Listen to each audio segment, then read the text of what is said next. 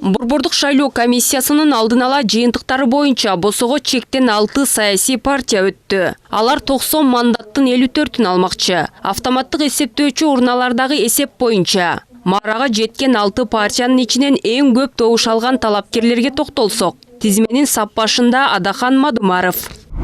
Бүтүн Кыргызстандан Адахан Мадумаров 21675 добуш. Бул саясий партияга берилген добуштун 25,85%.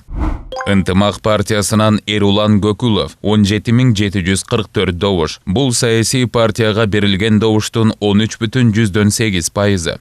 Атажурт Кыргызстандан Бакыт Төрөбаев 16915 добуш. Бул саясий партияга берилген добуштун 8,8%. Ыйман Нурунан Нуржигит Кадырбеков 14144 добуш. Бул саясий партияга берилген добуштун 18,62%. Ишеним партиясынан Медербек Алиев 10361 добуш. Бул саясий партияга берилген добуштун 6,16%. Альянстан Алтынбек Сулайманов 7159 добуш. Кыргызстандыктар бул ирет 90 депутаттын 54-ін партиялык тизме менен 36-сын бир мандаттуу округ аркылуу шайлашты. Кызыгы бул ирет партиянын тизмесиндеги талапкерлер мурдагыдай түзүлгөн катар номерин эмес, топтогон добушуна жараша мандатка ээ болгону турат. Ошентип азыр жетиштүү добуш топтогондор тизменин аягында турса дагы алдыга чыгып калды. Серепчилердин айтымында бул жолку өнөктүктө парламенттин курамы татыктуу адамдар менен толукталып, жаңы жүздөрдүн келери күтүлүүдө. Мисалы мурун белгилүү болчу да, бир партиядан ал жерде базаркомдор, бизнесмендер жана башкалар болчу да. Азыр болсо алдын ала 90 депутаттын арасында мурунку депутаттар да бар, где-то бир 20-га чукул менин оюмча азыр өтүп атат да. Андан тышкары жаңы жүздөр, жаңыча билимдүү жаштар да өттү. Андан тышкары белгилүү ошол өзүнүн районго көп жардам берген инсандар да өттү. Деген менен 7-чи чакырылыш жалаң жаңылардан куралбайт. Айрым саясат талдоочулар бул жолку өнөктүктө кайрадан эле кээ бир олигархтар менен мурдагы аткаминерлердин күнү тууганын айтышат. Айтымдарында преференциалдык система өзүн толук актай алган жок.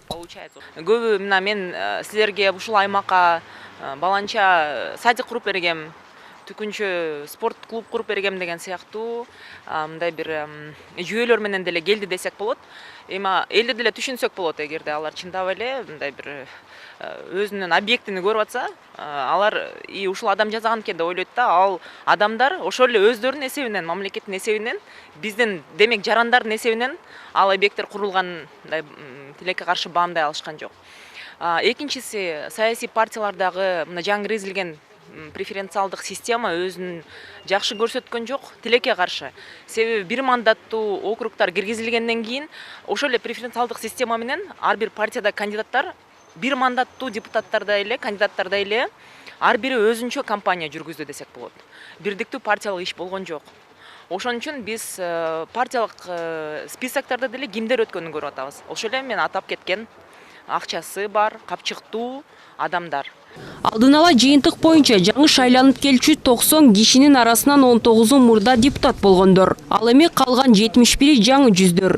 Эксперттер кээ бир партиялар таасирдүү бир талапкердин аркасы менен эле босого чектен ашканын айтышууда. Бул өзү дүйнөлүк практика. Мисалы үчүн Черчилль 50% өзү эле алган учурлар болгон.